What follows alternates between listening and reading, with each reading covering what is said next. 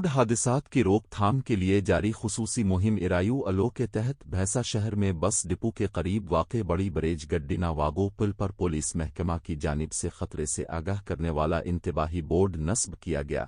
इस मौके पर जिला एसपी डॉक्टर जी जाकी शर्मिला ने मीडिया से गुफ्तगू करते हुए बताया कि चंद रोज़ कबल इसी बड़ी बरेज पर पेश आए अफसोसनाक सड़क हादसे में 4 अफराद जाँ बहक हो गए थे।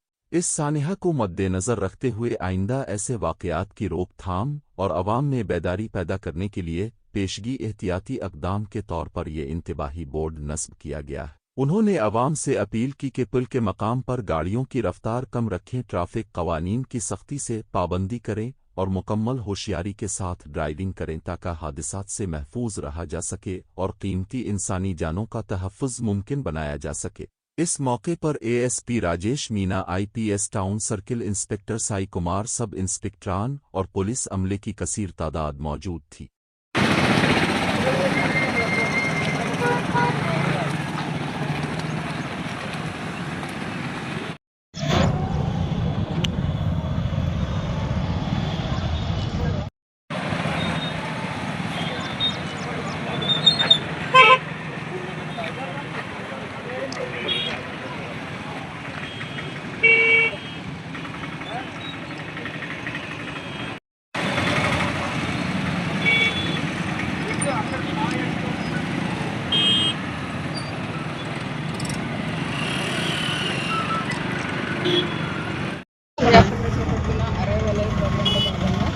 ఈరోజు ఇక్కడ ఎక్కడైతే యాక్సిడెంట్ అయిందో అక్కడ వాహనదారులకి గుర్తుగా మనం సైన్ బోర్డ్స్ ఏర్పాటు చేయడం జరిగింది.